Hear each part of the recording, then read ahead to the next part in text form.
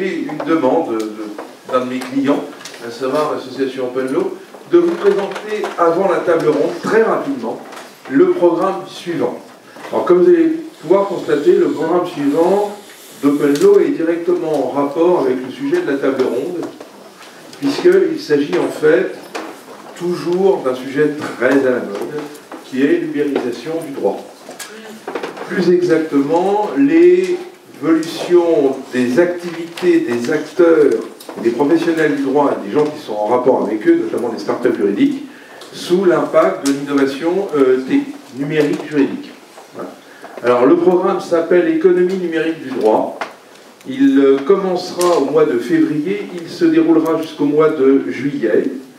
Les organisateurs, les gens qui portent ce programme sont l'association Open Law, l'association pour le développement de l'informatique juridique, qui s'appelle l'ADIGE, et l'Ordre des avocats de Paris. Nous avons peut-être probablement d'autres partenaires institutionnels qui s'associeront à nous. Je ne vous cache pas que l'un de nos espoirs, c'est d'avoir 2 ministères qui s'associent à nous. Bercy, puisque ce programme est directement en rapport avec la loi Noé. Et par ailleurs, le ministère de la Justice, puisque vous verrez que l'un des 4 sujets de ce programme est directement en rapport avec les projets de développement de la e-procédure. Effectivement, le programme tourne beaucoup autour de la e-justice. Comme dans les autres programmes, nous espérons avoir des partenaires qui nous soutiennent financièrement, même si on espère avoir un soutien de l'État, notamment EFE, Omnidroit, CECIB, Infogreffe, Préférencia Corée France, Natixis, AXA, le groupe Francis Lefebvre, le cabinet Dalton, le cabinet CMS Francis Lefebvre, et le cabinet 1134, et la liste n'est pas nominative, fort heureusement. Donc ça, c'est des gens qui seront sollicités ou qui nous ont déjà expliqué qu'ils étaient prêts à travailler avec nous. J'oubliais aussi, je n'oublie pas la société Walters Privers France, voilà, ou la société d'Exbase, qui de toute façon, en plus, se trouve animer l'un des défis. Alors oui, c'est vrai que chez nous, les programmes sont organisés en défis. Alors aussi, au niveau des institutionnels, je vous dis, on commence par les avocats, donc on vient récupérer, grâce à la DIGE, les huissiers, on va aller voir les notaires, on va s'occuper des juristes d'entreprise, puisqu'on s'occupe aussi au passage du statut d'avocat juriste d'entreprise, et autre chose de genre. Les experts comptables aussi, puisque l'idée c'est de faire dialoguer les professions du droit et du chiffre avec les startups juridiques, puisque le gros sujet, c'est faut-il détruire toutes les startups juridiques maintenant tout de suite, ou bien essayer d'arriver à vivre avec eux. Et peut-être se percevoir que les startups juridiques sont une chance, ou une fantastique opportunité d'aller plus loin. Voilà. Donc là, ça va être le sujet qui va se déployer en 4 défis. Le premier défi, c'est un défi justement sur les problèmes de déontologie.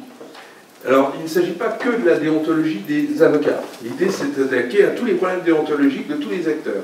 Donc, on va s'attaquer, évidemment, au règlement national intérieur, en lançant, oui, il est là, avec l'animation du barreau de Paris, une consultation, comme la consultation sur la loi Neumaire, une consultation sur le règlement national intérieur des avocats, et aussi d'essayer de faire en sorte que les legal tech, c'est-à-dire les startups, on dit legal tech ou startups, eux aussi essaient d'élaborer une sorte de code de déontologie d'intervention.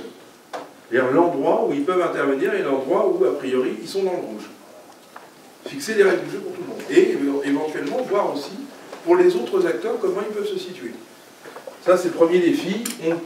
On espère bien avoir comme leader de ce défi un ancien bâtonnier du barreau de Paris, une bâtonnière, ça va Maître Christiane Ferrachou, et secondé par un certain nombre de personnes dont les compétences sont tout à fait connues. On espère bien d'avoir avec nous aussi les gens de l'incubateur du barreau de Paris, qui ont commencé à travailler sur ces questions, parmi d'autres personnes.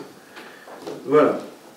Le deuxième défi, c'est un défi qui, pour une certaine nombre de personnes qui sont là, nous porte à cœur, nous tient à cœur, c'est le défi sur la formation des juristes et des legal tech.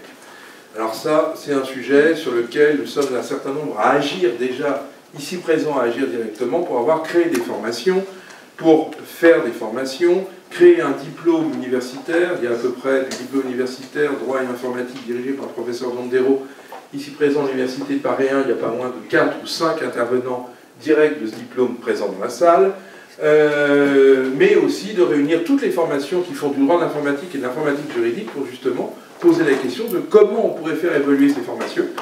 Et par ailleurs, autre question, former juridiquement les legal tech, de façon à ce que, par exemple, ils puissent faire moins d'erreurs ou qu'ils puissent mieux comprendre, en fait, d'améliorer le dialogue entre les différents acteurs du monde de l'innovation juridique numérique. Donc on compte aboutir à réaliser au bout du compte, alors il y a des gens qu'on sera ravis d'avoir avec nous, je pense notamment à Rémi, ici présent, qui à mon avis est certainement un certain nombre d'idées à nous soumettre, mais c'est pas le seul, il y a des gens qu'on va aller chercher comme ça. On espère avoir comme leader de ce programme le professeur Dondero, et on compte voir aussi au niveau de la formation des documentalistes. On ne va pas s'occuper que de la formation des juristes. On va aussi s'occuper des documentalistes. D'où le fait qu'on va probablement en parler à l'INTD, à l'EBD, etc. Et on espère aboutir à la réalisation d'un MOOC, ou de MOOC. En tout cas, d'arriver à mettre au point plusieurs cahiers des charges de formation vidéo à élaborer. Il se trouve que Bruno Dondero, ici présent, est la première personne à avoir mis au point un MOOC en matière de droit des entreprises, qui a rencontré un grand succès, qui rencontre toujours un grand succès, et qu'on espère arriver à mettre au point un MOOC pour les legal tech et un MOOC pour les e-juristes. Le troisième défi, il porte sur l'interconditionnalité, les prises de partenariat et les financements entre les différents acteurs de l'innovation juridique. Là, c'est toutes les questions d'ouverture du capital, le fait de pouvoir avoir des structures où il y a plusieurs professions du droit, voire des professions du chiffre, voire des legal tech qui puissent travailler dans la même structure, voir comment on peut imaginer tous les possibles.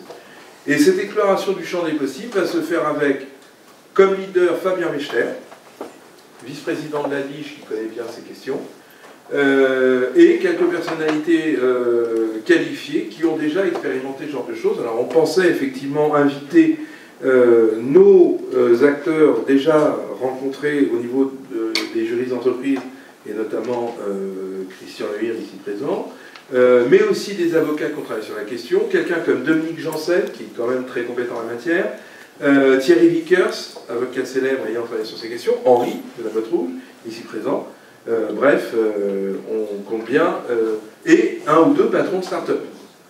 Là aussi, il y a des choses à faire.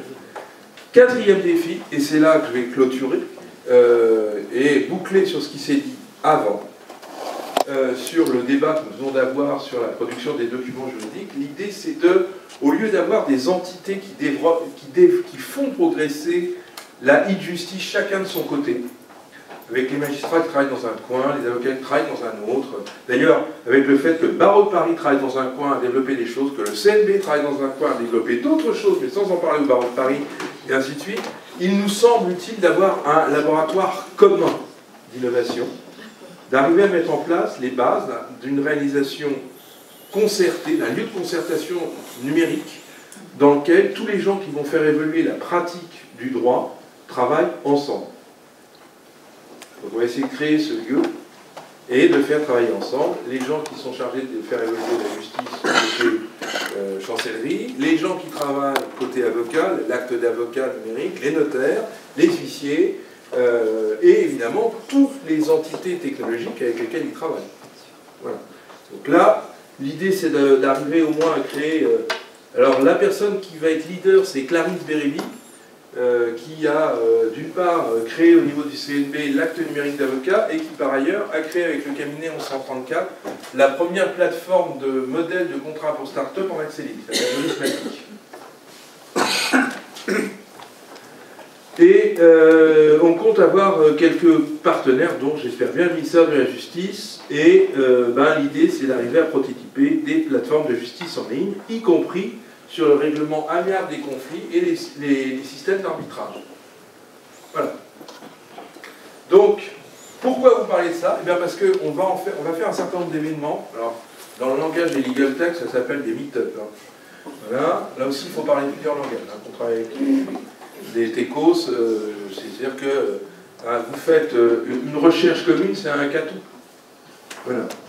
Un atelier, c'est un barcamp. Bon, comme ça, vous apprenez. En gros, c'est pas un workshop. Un workshop, c'est complètement ringard. Personne n'est dit un workshop. Voilà. Donc, il faut apprendre à parler un petit peu ce nouveau langage, mais c'est pas grave, une fois que vous avez dépassé la nouvelle langue. Passons au concret. Donc, il y aura des réunions auxquelles vous serez tous conviés. Il y aura des programmes de travail où vous pouvez amener vos entités, car nous cherchons des partenaires, et y compris des partenaires, évidemment, en entreprise, cabinet d'avocats. On a même une formule pour les petites structures comme les grandes, de partenariat. On va bien évidemment aller chercher d'autres acteurs. Les éditeurs sont déjà plus ou moins dans le coup. Voilà. Si vous avez d'autres idées, on est preneurs. Et tout ça devrait se terminer par les journées de l'année prochaine, les journées européennes d'informatique juridique que nous tiendrons comme tous les 4 ans, en partenariat avec la DIGE, en partenariat avec OpenLaw, et en partenariat, et probablement avec l'intervention d'un certain nombre des personnes qui sont présentes dans cette salle. Voilà. J'ai terminé, j'espère ne pas avoir été trop long. Je cède